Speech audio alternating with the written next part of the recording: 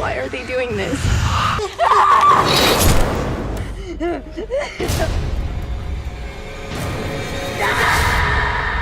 በከተማ ለሚኖሩ ሰዎች ፍላጎት ለማሟላት ሲባል አንዳንድ ድርጅቶች ወደ ዓለማችን ግዙፉ ጫካ ወደ አማዞን በመሄድ ዛፎችን መቆራረጥና እጽዋትን መጨፍጨፍ ይጀምራሉ። በዚህም ከከተማው ሰው ጋር ለአንድ የሚሆን ተቀላቅለው የማያውቁ የዱር ሰዎች ቤትና መጠለያ መውደምና መፍረስ ይጀምራል። በሌላ በኩል ደግሞ አሜሪካ ውስጥ በሚገኝ አንድ ዩኒቨርሲቲ የምትማር ጀስቲን የምትባል ልጅ ከጓደኛዋ ጋር አንድ ላይ ሆና እንመለከታለን። ወደ መማሪያ ክፍላቸው ከገቡ በኋላም የታሪክ መምህራቸው በጎሳ ሰዎች ላይ በተለይም በአፍሪካ ሴቶች ላይ አሁንም ጭካኔ የተሞላባቸው ወጎች ስለሚፈጽምባቸው ብዙ ቦታዎች ማስተማር ይጀምራሉ። ይህን አይነቱን ነገር የማታውቀው ጀስቲንም ደንገጥ ትላል። ከትምህርቱ በኋላም አንድ ሰው ወደ ጀስቲን በመምጣት አልሃንድሮ የተባለ ሰው ይህን ወረቀት እንዲሰጣት እንደተነገረው በመጥቀስ የያዘውን ወረቀት ሰጥቷት ለአንድ ስብሰባም እንደተጋበዘች ይነግራታል። በኮሌጅ ውስጥም ስለ አካባቢ ጥበቃና እንክብካቤ ለማስተማር ወደ ተለያዩ የዓለም ክፍሎች የሚሄድ ቡድን ነበር። ይህ ቡድንም ቀደም ሲል ለጀስቲን የግብዣ ወረቀት በላክላት በአልሃንድሮ የሚመራ ነበር። ጀስቲንም በተመሳሳይ መልኩ በእንዲህ አይነት ማህበራዊ ነገሮች ላይ ስለምትሰራ በዚያው ምሽት አልሃንድሮ ወደ ጠራ ስብሰባ ታምራለች። በስብሰባ ወቅትም አልሃንድሮ በአካባቢ ያለውን ጎሳ ለመጠበቅ ወደ አማዞን ጫካ ለመሄድ እያሰቡ እንደሆነ ለሁሉም ይነግራቸዋል። ምክንያቱም አንድ ትልቅ ኢንተርናሽናል ኩባንያ ከመሬት በታች ነዳጅ ለማግኘት ጫካውን እየቆረጠ ነው። ይህም የጎሳውን ሕይወት አደጋ ላይ እየጣለ ነበር።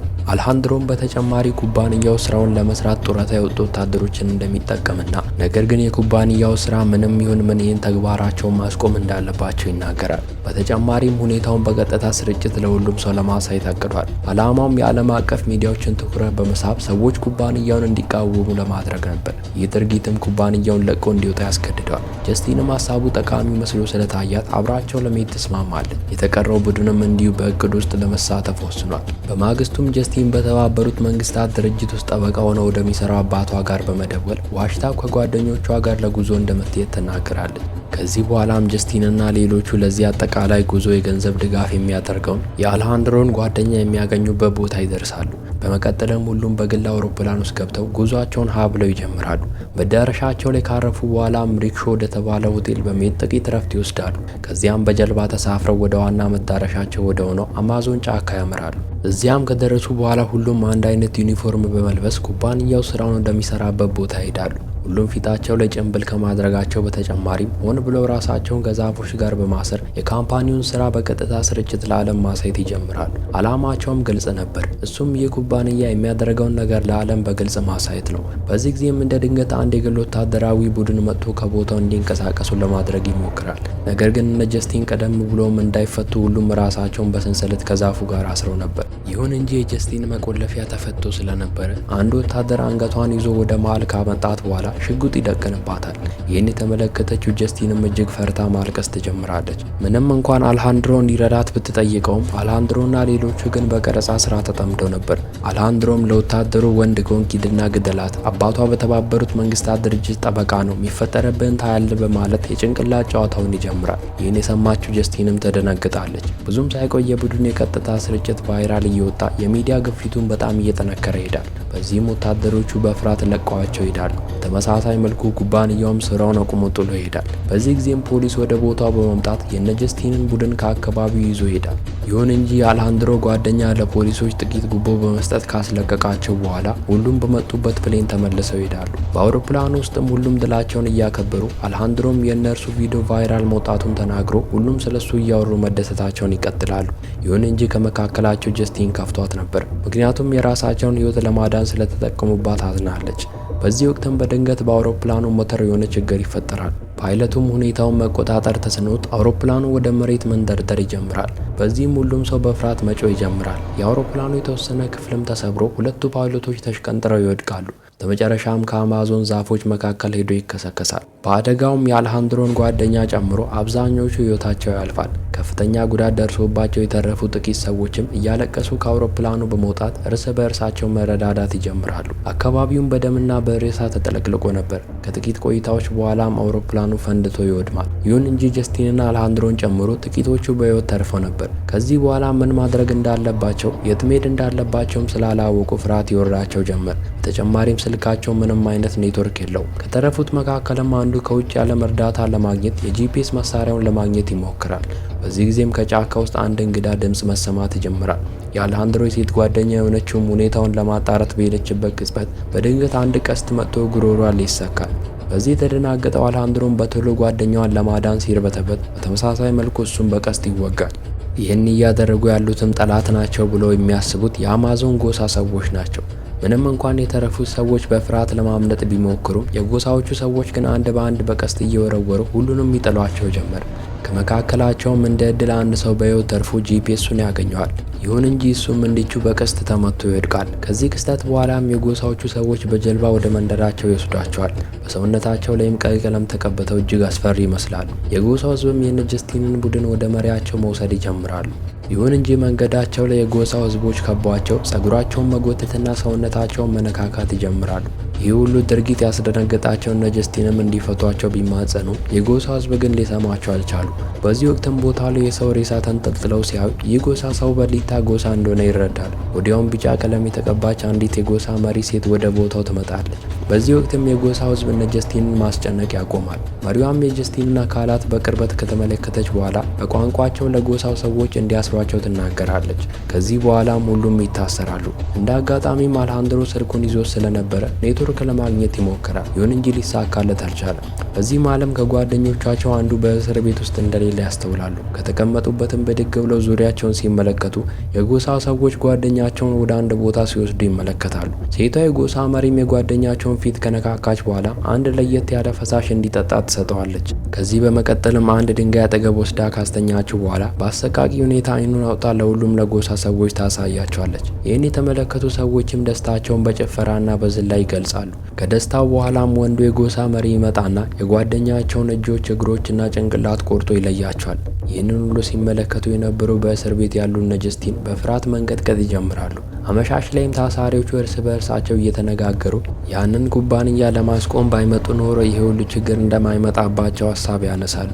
አሌሃንድሮን ቀበል አድርጎ እሱና ጓደኛው ለጉዞ የገንዘብ ድጋፍ በማድረግ ሁሉንም ሰው እዚህ ያመጡት ለገንዘብ ብቻ እንደሆነና ሌላ ኩባንያ ቀደም ሲል የነበረውን ድርጅት ቦታውን እንዲያስለቅቁ ክፍያ እንደከፈላቸው እውነታውን ያፈርጣል። ይህን ተከትሎም ቀደም ሲል የነበረው ኩባንያ ቦታውን መልቀቁን ካወቀ ሁለተኛው ኩባንያ በ2 ወይም በ3 ቀናት ውስጥ ወደ ጫካው እንደሚመጣ ሲናገር አሌሃንድሮ ሁሉንም ለራሱ ጥቅም ሲል ያታልላቸው ራስ ወዳድ መሆኑን ሁሉም ሰው ይገነዘባል። ከዚህ ጋር አያይዞም አባቷ ጠበቃ በመሆናቸው ጀስቲንን ሊጠቀምባት ብቻ እንዳመጣም ይገልጻል። ይህን ያዳመጡ ሌሎች ታሳሪዎችን በአሌሃንድሮ ድርጊት ተማረው ታላቅ ጥላቻ ያርፍባቸዋል። በማግስቱም ጀስቲን ከእንቅልፏ እንደነቃች ከፊት ለፊቷ አንዲት የቆመች ልጃገረድ ትመለከታለች። በዚህ ጊዜም ወንዱ የጎሳ መሪ መጥቶ ከታሳሪዎቹ መካከል 3 ሴት ልጃገረዶችን በማውጣት ወደ ሴቷ መሪ ጋር ይወስዳቸዋል። ሴቷ መሪም የታችኛውን የሰውነት ክፍላቸውን በመነካካት ከመካከላቸው ማን ድንግል እንደሆነ መለየት ትጀምራለች። በዚህም ጀስቲን ከማንም ጋር ያልተነካካች መሆኗን ይደርሱባታል። እናም ሌሎቹ ሁለቱን ሴቶች ልጆች ወደ እስር ቤት መልሰው ጀስቲንን ግን ወደ አንድ ጎጆ ውስጥ ያስገቧታል። የተቀሩት ታሳሪዎችም ጀስቲንን ሊበሏት እንደወሰዱ በመገመት እዚሁ ከማለቃቸው በፊት አንድ የማምለጫ መንገድ መፈለግ እንዳለባቸው ይወስናሉ። ይሁን እንጂ በየአቅጣጫው ታሳሪዎችን የሚጠብቁ ጠባቂዎች ስለነበሩ ማምለጥ ከባድ ነበር። በዚህም ዓለም ከመካከላቸው አንድ ሀሳብ ያመጣል። በአሌሃንድሮ ስልክ ላይም የስልክ ጥሪ በማጫወት የጠባቂዎችን ትኩረት ለመቀየር ስልኩን ራቅ አድርጎ ለመጣል ነበር ያስበው። እንደታሰበውም ጠባቂው የስልኩን ጥሪ ሰምቶ ወደ አቅጣጫው ሲገሰግስ አጋጣሚውን በመጠቀም ከታሳሪዎቹ መካከል አንዲት ሴት በጓደኛቸው እርዳታ ከቤቱ ወጥታ ትሸሻለች። ይህ ከሆነ ከጥቂት ቆይታ በኋላም የጎሳው ሰዎች ጀስቲንን መልሰው ወደ እስር ቦታ ያመጧታል። ግራ በሚያጋባ ሁኔታም በጀስቲን አካልና ፊት ላይ ያልተለመዱ የቀለም ምልክቶች ነበሩ። ይሁን እንጂ ቀድመው ራሷን እንድትስት ስላደረጓት ምን እንደደረሰባት ምንም የምታስታውሰው ነገር አልነበረም። ከዚህ በኋላም የጎሳው ሰዎች ተሳሳሪዎች ምግብ ያመጡላቸዋል። አንዲት ልጅም ምግቡን ጠረግ አድርጋ ከበላች በኋላ ወደ ሳህኗ ትኩር ብላ ትመለከታለች። እናም በላዩ ላይ ንቅሳት ያለበትን የሰው ቆዳ ቁራጭ ትመለከታለች። ንቅሳቱም ቀደም ሲል ያመለጠች ጓደኛቸው ንቅሳት እንደሆነ በማስታወስ እንደገደሏትና እንደበሏት ትገነዘባለች። ይባስ ብሎም ለእነሱም ያቀረቡላቸው የጓደኛቸውን ስጋ ነበር። ይህም በማድረጓም በራሷ አዝና የተመገበችበትን ሳህን በመስበር በቁራጩ የራሷን አንገት ቆርጣ ትገላለች። ከዚህ በኋላም እንደተለመደው የጎሳው ሰዎች ሊመገቧት ሬሳዋን ለመውሰድ ይመጣሉ። በዚህ መሃልም ከታሳሪዎቹ መካከል አንዱ በኪሱ ይዞት የነበረውን አደንዛዥ ዕፅ በሟች አፍ ስር ይከቷል። ይህንም ያደረገው የጎሳው ሰዎች በሚመገቧት ወቅት ደንዝዘው እንዲቀሩ ለማድረግ ነበር። እንደታሰበውም የጎሳው ሰዎች ሟቿን ከበሏት በኋላ ሁሉም ደንዝዘው ይቀራሉ። ይህን አጋጣሚ በመመልከትም ጀስቲንና ዳንኤል የተባለ ጓደኛቸው ከታሰሩበት ቦታ ይወጣሉ። ነገር ግን አልሃንድሮ ከጓደኞቹ መካከል አንዱን እንዳያመልጥ በመደብደብ ራሱን እንዲስት ያደርገዋል። ምክንያቱም አልሃንድሮ አብሯቸው ለማምለጥ ከሞከረ የጎሳው ሰዎች ይዘውኝ ይገሉኛል ብሎ በማሰብ ፈርቶ ነበር። አክሎም አልሃንድሮ ሁለተኛው ኩባንያ ዛፎችን ለመቁረጥ ሲመጣ እነርሱን እንደሚያድኑ ጓደኛቸውንም እዚሁ ያስቀረበት ምክንያት የጎሳው ሰዎች ጓደኛቸውን ቀደም ብለው እንዲበሉና አልሃንድሮ ረዘም ላለ ጊዜ ራሱን ለማቆየት በማሰብ ነበር። ይሁን እንጂ ጀስቲንና ዳንኤል ትተውት ይሸሻሉ። ከጥቂት ቆይታ በኋላም ቀደም ሲል ራሱን የሳተው ጓደኛቸው ወደ ቀልቡ ሲመለስ ሁለት የጎሳ ሰዎች አጠገቡ ተቀምጠው ሲስቁ ይመለከታል። ምንም እንኳን ሊበሉት እንደሆነ ገምቶ ነፍሱን ለማዳን ቢሮጥም ሰዎቹ ግን ይዘውት እጁን ቆርጠው ይበሉታል። ይህ በእንዲህ እንዳለ ጀስቲንና ዳንኤል መሄዳቸውን ቀጥለው አንድ ወንዝ ዳር ይደርሳሉ። ቀደም ሲልም ከተከሰተው ከአውሮፕላን አደጋ የሚነሳ ጭስ ተመልክተው በቀጥታ ወደዚያ ለማምራት ይሞክራሉ። ነገር ግን ጀስቲን በድንገት ወደ ወንዙ ወድቃ መወሰድ ትጀምራለች። ለዳንኤል እርዳታ ምስጋና ይግባውና በወንዙ ሳትበላ ትተርፋለች። ከዚያም መሄዳቸውን ቀጥለው አመሻሽ ላይ ወደ አደጋው ቦታ ይደርሳሉ። ቦታው ላይም በሚዘገንንና በሚያስፈራ መልኩ የጓደኞቻቸው አስክሬን በዛፍ ላይ ተንጠልጥሎ ይመለከታሉ። ይህንንም ያደረጉት የጎሳዎቹ ሰዎች ነበሩ። በዚህ ወቅትም ጀስቲን ከሟች ጓደኛቸው ኪስ ውስጥ አንድ ስልክ ሲደወል ትሰማለች። ምንም እንኳን እርዳታ ለማግኘት በሚል ስልኩን መፈለግ ብትጀምርም በሚያሳዝን ሁኔታ የጎሳዎቹ ሰዎች መጥተው ይይዟቸዋል። በማግስቱም ጀስቲን ከእንቅልፏ ስትነቃ ለሆነ የአምልኮ ስነ ስርዓት እያዘጋጇት እንደሆነ ትመለከታለች። ቀደም ሲልም አብሯት ሊያመልጥ የሞከረ ሰው በግንድ ላይ ታስሮ ጉልበቱን እየሰበሩት ነበር። ከዚህ ቀጥለውም አንድ ለየት ያለ ፈሳሽ በሰውነቱ ላይ ሲያፈሱት በቅጽበት ጉንዳኖች መጥተው ይወሩታል።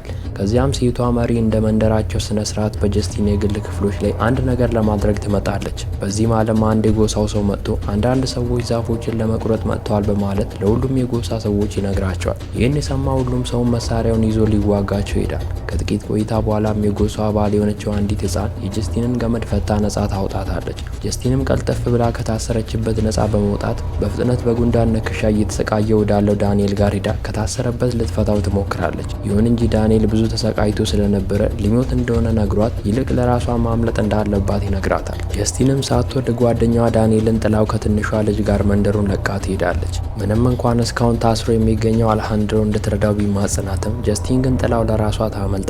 ትንሿ የጎሳው ልጅም ጀስቲን ከጫካው የምትወጣበትን መንገድ ጠቁሞ እሷ ግን ወደ ኋላ ልትመለስ ትወስናለች። ጀስቲንም ለልጅቷ እስካሁን ላደረገችላት ነገር እንደ ምስጋና እንዲሆናት የአንገት ሐብል ሰጥታት ማምለጧን ትቀጥላለች። ይሁን እንጂ ገና ብዙ ሳትርቅ በድጋሚ አንድ ትንሽ ልጅ ከአባቱ ጋር በመሆን ጀስቲንን ሊይዙ በሚመጡበት ወቅት እንደ እድል ሆኖ ከጀስቲን ጀርባ አንድ ነብር ብቅ ይላል። የጎሳ ሰዎችም ይህንን እንስሳ አብዝተው ስለሚፈሩ ምንም አይነት ግርግር ሳይፈጥሩ ቦታውን ለቀው ይሸሻሉ። ትረፊ ለተባለች ለጀስቲን ነብስም ነብሩ ቀደም ሲል አድኖ በልቶ ስለነበረ ጀስቲንን ምንም ሳይጎዳት ጥሏት ይሄዳል። ከዚህ በመቀጠልም ጀስቲን ወታደራዊ ሰዎች የጎሳ ሰዎችን ተኩሰው ሲገሉ ተመልክታ ወደ ወታደሮቹ ትገሰግሳለች። ሰውነቷ ላይ ባለው ቀለም ምክንያትም እንዳይጎዷት በማለት እጆቿን ወደ ላይ አንስታ የጮኸች አሜሪካዊ መሆኗንና የሚያደርጉትን ነገር እንዳለ በስልኳ እየቀረጸች እንደሆነ አስመስላ ሁሉም ሰው የሚያደርገውን ነገር እንዲያቆም ትናገራል። ከዚህ በኋላም ወታደሮቹ የሚያደርጉትን አቁመው ጀስቲንን በሄሊኮፕተር ይዟት ይሄዳል። ከጥቂት ቀናት በኋላም የመንግስት ባለስልጣናት ጀስቲንን አንዳንድ ጥያቄዎችን መጠየቅ ይጀምራል። ጀስቲንም ሁሉም ጓደኞቿ